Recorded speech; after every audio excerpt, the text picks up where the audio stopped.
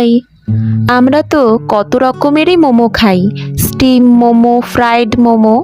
চলো আজকে এক নতুন ধরনের মোমো ট্রাই করা যাক। আজকের মোমোটা আমার মা বানাচ্ছে। মোমোটার নাম কি জানো?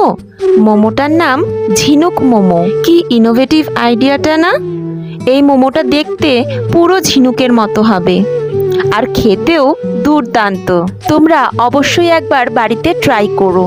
চলো এবার চটপট রেসিপিটা বলে দেই। মোমো বানানোর জন্য ময়দাটাকে প্রথমে মেখে নিতে হবে আর চিকেনের পুরটাকেও বানিয়ে নিতে হবে।